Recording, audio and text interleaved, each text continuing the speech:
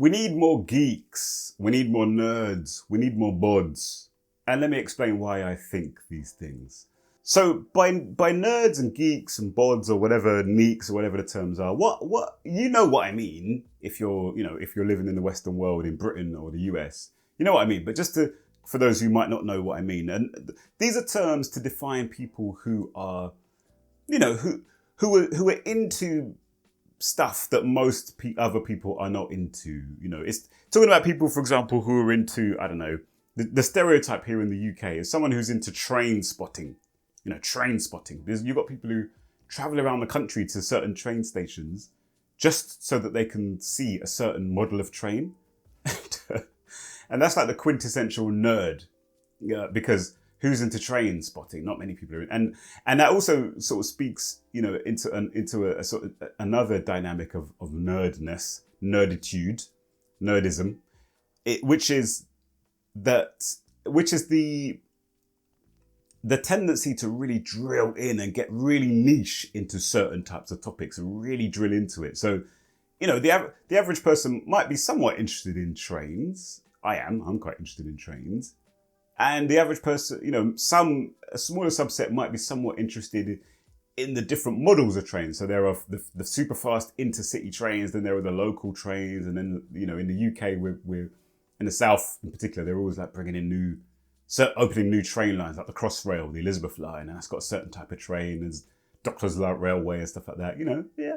And then you've got the really deep ones who then go into, now they want to know, the names of individual trains, not just the type of train, but the individual names of the trains. They want to see the model number, and they want to see all the different model numbers and write down all the model numbers, and that's like the deep level of nerd or geek that most people would probably be talking about. And the reason I'm saying we need more of these types of people, and in particular, or let me put it another way, it's not so much we need more of these types of people. We need to bring out the inner nerd, the inner geek out of us, and especially out of our children, from within our children, because I actually think we have it.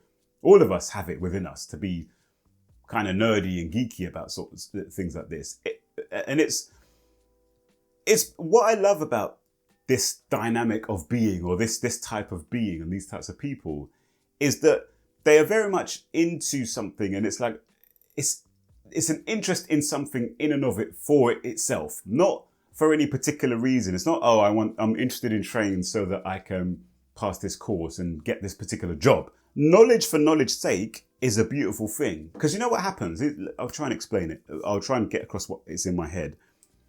What happens is that if you learn deeply about a particular topic, so I'll give my example. I was into a lot of different things when I was young, but I remember I was into planes, fighter planes and stuff like that. I should have got a book. I've still got the book at my parents' house that my dad used to, he'd buy me books. Oh, he's into planes for some reason. All right, I'll buy him some books about planes. And, I was into football, very much into football. And let's do football, actually. Football, I was super into football. And whereas most people were like, yeah, just like very tribalistic, just about their team and whatnot. I was like that too, but I was also very much into the history of football. I was very much into, for example, when I watch a football match, I would listen very carefully to the commentating, and I'd see the names. Say it would be like Pavlyuchenko. Say that's, Russia are playing someone, or Soviet Union back in days are playing someone. It'd be like Mikhailichenko to Alenikov to Pavlyuchenko. And I'd listen to all those names and be like, oh, okay, so Mikhailichenko or I don't know, Rebrov or whatever, Andropov. There's a Russian name, so Ov. And I'd hear the stem of. Okay, so that's some kind of Russian-ish type name. Then I would start to hear, say I'd meet someone and their name would be like, Andrei Serbov or something, or Rebrov. But like, Rebrov, are you Russian? And they'll say, how did you know? Or are you? No, it's Ukraine actually. Oh, how did you know? What I'm saying is that there is knowledge in everything. So another thing I used to do with football, I would get really fascinated by the histories behind certain clubs. So when, for example, watching, say, Newcastle v Sunderland. And I would be absolutely fascinated, like, whoa, this is some sort of massive game for these people. Had no idea where Sunderland was, had a rough idea of Newcastle roughly. I'm talking like in my, late teens, mid-teens. And then I started studying. I'd listen to the songs that they were singing. Oh, what is that song they're singing? I'd learn, read up on the song, and like there'd be some folk song, and then you'd realise that this folk song was used by miners or whatever in Newcastle in the Great Depression or whatever, or this song was a song that was sung by people in various different parts of the north. And then as you dig into the backstory behind everything, you start to see there's so much fascinating history behind these people, and their songs and their culture and their way of life and their economic histories, their social histories and all that sort of stuff. So I'm very nerdy. I've got a very nerdish type mindset that I just love learning. One of the things I used to like doing when I was younger, bearing in mind we didn't have internet when I was very younger, I used to love to just look through the dictionary. I saw a video with Eminem talking about that the other day, and it's like, yeah, I used to love doing that. I'd look at the dictionary, or not so much read the dictionary. I'd look for the meaning of some word, and then in the meaning of that, the definition of that particular word, a whole bunch of other words would be used. Or like it would say, this word, I don't know, philosophy comes from the stem, philo, which is knowledge or something. Or love, love. Sophos, knowledge. Oh, wisdom. Oh, and I go and check. Oh, what's this sophos now? No, wisdom. Okay. Oh, and then, you just go on this like treasure hunt of like knowledge and information. And actually, I used to be very, very, very into the church some years back. And that was one of the things I most loved about the church about the Bible. You start studying the Bible, you have to, I remember reading the Bible and it would be in the interlinear notes. It would say like, this portion is not contained in the older manuscripts. Only one or two very, very late manuscripts have this particular portion of this text. And me, I'm like, all right, so is it the word of God or not? What's this all about? So I'd go off and study. All right, what's this manuscript business all about? And I learned all about the history of the different manuscripts, the existing manuscripts, the ones that of the Bible that is the earliest copies, and you learn about all the different textual traditions of the received text and this, that, and the other. And I'm just that kind of person who I love learning about different types of stuff. No matter what context I'm in, I will want to learn more about that. And what I've learned, the reason why I continue to do that and why I really love doing that is that these little isolated bits of knowledge never remain isolated for long if you keep learning and if you have a kind of mind that seeks to, harmonize, or the kind of mind that seeks to find those connections, because there are connections in everything. And if you have a wide range of knowledge, of different types of knowledge as well. I'm just talking about the stuff that I'm into, but it could be anything. It could be music. Again, I'm a music train spotter, like fully. I used to be a DJ when I was at uni. I used to be a DJ Ellie, back in the day in Birmingham Uni, and I was very geeky and neaky about music. I would go, I would spend whole weekends just traipsing around London, buying records. And going to, certain underground record shops. Then later on, I got into like old school music. So I used to go and find like 70s records that, vinyls that I could buy. And just, I used to love finding those connections. I would look at the inner sleeves and of some dancehall track. I don't know, Bounty Killer or whatever. And I'd see, produced by Dave Kelly. Who's this Dave Kelly? And I'd read about I'd find out about Dave Kelly and find out that, he's a great producer. He's produced all these other rhythms. And his brother's Tony Kelly, who produced all these other rhythms, like Sean Paul, Like Glue, by the way. That's one that's produced by Tony Kelly, the Buyout rhythm. And so basically, I just think that people like that, the reason I think we need more people like that, like I said, we need to develop that geekiness. We need to develop that nerdiness is because we need to expand the range of our knowledge as individuals, but certainly as a social group, as Black people generally, or as working class local communities here in the UK and other parts of the world in general. We need a nice wide range of knowledge, because it's a little bit like something that Baba Amos Wilson says in his book, The Blueprint for Black Power. He talks about how a group of people is like a body. And just like a body needs to have a nice, say the microbiome, he didn't use this terminology because this book was written in the 90s. But if you think of the microbiome, the idea is that the gut microbiome, the more diverse the gut microbiome is, the better, because then we're not exactly sure why, but you tend to have better health if you've got a more diverse gut microbe, meaning that you have a more diverse range of bacteria, fungi, and viruses, I think. Viruses? I'm not sure, but certainly bacteria and fungi. If you had a wide variety of different types of those, it seems to be good for your health. Whereas if you just have a narrow few types of strains of bacteria and fungi in your gut, then that's correlated with poor health. And it's a bit like that with knowledge. As an individual, if you only really know a few things about a few things and you don't go really into any depth about any of those things as well, then you're really poorly equipped to thrive and blossom and prosper in life, actually.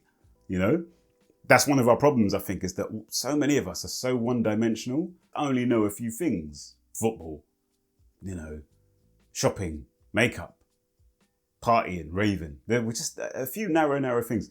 And then as a collective group as well, this is where it particularly comes into play, because if there is a dearth or a shortage, an enormous shortage of people who are critical thinkers, for example, in a group, that group is severely limited in where it can go in as a group, because you need the diversity of knowledge, that diversity of skills in that group. What are some of the ways that we can develop this nerdiness in ourselves, and certainly in children? Well, I've got a few things here.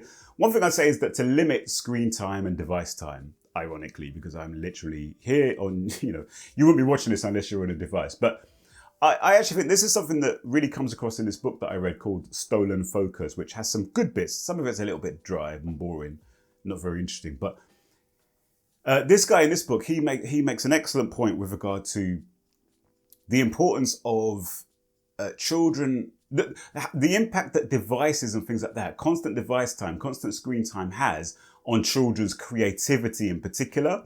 Because if you're constantly being fed information, if you're constantly being led by an algorithm to scroll, for example, or if you're just constantly being led by whatever happens to be on TV and what YouTube wants to recommend next all the time, then that's taking that creativity and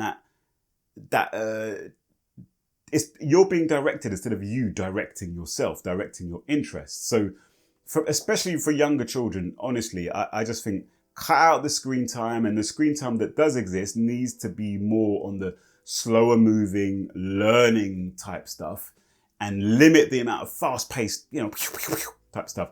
One of the things I really don't like is that with YouTube videos, when it comes to stuff for children, so many of these videos think that children need things to be done at 500 miles per hour with loads of flashing jump cuts and this, that, and the other. And I just think that builds in almost like a hyperactivity. Let children slow down. Do you know what I mean? Slow down and speak to them. Don't patronize them, Second thing that we need to do is to maximize quiet time. So the more noise and chaos and stimulation that children have around them, the less chance that they have to hear themselves, frankly. The less chance that they have, the less opportunities they're going to have to notice their own thoughts and to notice their ideas and to start to bring those ideas together. Like I'm talking about the different knowledges. It's when you have time and space to just be quiet and stillness, that's where you have time. We have time for our thoughts and ideas to kind of emerge and bubble up and to develop. And that's where those eureka moments happen quite often, is when you're on your own, when you're quiet. So maximize on the quiet time for children. Don't always, related to that, don't overschedule. This is one of the things I think a lot of parents make a mistake on, is that children have to always be having something to do. So even those, very well-to-do, parents who are like, right, they've got this class on Monday, that class on Tuesday, this course on Wednesday, tutor on Thursday, another course on Friday, there's football on Saturday, then there's swimming on Sunday, and then, when we fill up every single last second of children's days with scheduled activities, they will never get the chance. They'll never develop that capacity to direct themselves, to be creative, and to find their own way, through everything that's around them. I would also say, certainly develop that love for the natural world. So get outside. One of the beauties of getting outside, just any outside, but certainly in particular getting outside in greenery, a different variety of natural environments. Going on walks through hedges and forests and bushes and lakes and rivers and streams, is that you can just leave children to it, and eventually they will realize how much excitement there is out in nature. Right now in the summer in particular, there are birds everywhere, insects everywhere. Yesterday, I was just sitting in the garden with the boys and we saw something. My son was like, "Dada, have a look at this bug." I was thinking, oh, come on, I'm just trying to get a few minutes on my own. But he asked me, he's like, "Dada, come and have a look at this bug." So I came to have a look at it. And honestly, I had no idea what it was. I was kind of a bit scared. I was like, "What is this?" It looked like half worm, half butterfly or something. So anyway, we spent the best part of the next hour, like going back and checking what this thing is and what it was doing. And eventually it turned out that it was a moth. But it was a moth that must have just recently come out of its cocoon, because its wings were all like curled up, and then eventually after a while you see that its wings got spread out. Then we saw it on a blade of grass, and the wings were like really spread out. We thought it was a butterfly. Then a little bit later we saw the wings. It's kind of put its wings back down, and it looked like a moth. And there's so many things came out. How long is it going to take it to, before it can fly away? Is something wrong with it? Is it a butterfly? Is it a moth? And it was a beautiful thing. I've never ever seen that in my life, in the wild anyway. And, me and my sons it was such a privilege to be able to see that happening. But these are the things, if we are mindful and we go out with a mindset of seeing the universe, nature has got so much to show us, so many things to show us, so many wonderful things to show us. And it's through that. Imagine children are out now just doing that on their own. You could be there with them, but let them go and wander, let them go and explore, and they'll find all sorts. My children love to build things. They're always building things with sticks or digging holes, and get them outside in nature. Don't coop them up indoors. Don't shove a tablet in their face, because it will shut them up. Because in the long run, you're just not only you shutting them up, you're also shutting down their creativity and all that sort of stuff. Art and music. This is one of the things. These are areas that we've got to get better on, is art and music. I remember growing up, my parents didn't spend much or any time with me really doing homework or whatever. But one thing they did do, which I think has served me greatly, is that I always had a plentiful supply of paper to draw on. And I drew and drew and drew and drew and drew and drew and drew and drew and drew. I was quite an artistic child, actually. Artistic. People might say I was also the other statistic. But I was quite an artistic child. And I think for me, being able to have that, again, the quiet time and the time to just express myself through art, was really beneficial for me in helping me to become self-directed, self-driven, and listening to myself, hearing myself, and expressing myself. So I think it's really important. Get your paints for the children. Get crayons. Just recently, I've got some oil pastels for my boys, and that's gone down really, really well. They've been producing some really great bits of artwork. And I think music as well. Drums, keyboards, guitars. The beautiful thing with some of those things is that you don't need classes, really. For art or for music, you don't necessarily need classes per se initially. You can just play, and they can just play and just express themselves, and let them express themselves. Again, it's getting it out of them. It's letting them hear themselves, get in tune with themselves, and express themselves, rather than everything being determined by their parents, scheduled by their parents. And also movement, physical movement is very, very important. All of those things, get them outside, get them running around, get them feeling their bodies, get them noticing their bodies and getting them in control of their bodies. All of those kinds of things will help our children to develop themselves and to learn themselves and to grow themselves. And eventually people like that will become more likely to be on the nerdy, geeky side of things. And I think just to finish up with, there's plenty more I could say about that, but just to finish up with that, by nerds and geeks, I'm not talking about people who are so niche, so off the wall that they just can't engage with everybody else. No, it's got to be a holistic thing. So I'm not saying do all of this sort of stuff instead of, being engaging with most people and being, you need to develop all of that. So we want children who, yes, can engage with the mainstream, can engage with most people, can chat with most other children and whatnot, and just be part of, when necessary, be part of those scenarios. Yes, good. But we also want them to be able to, and confident to, go off, do their own thing, learn for the sake of learning, even if no one else is going to be doing it with them. Because in the long run, that is how you develop well-rounded children, boys and girls, who are going to blossom and thrive in their own lives, and who are going to make enormous contributions to the fortunes of their group. All right. Thanks for watching. Check out my Substack, eliwananda.substack.com, and I'll speak to you soon. Peace.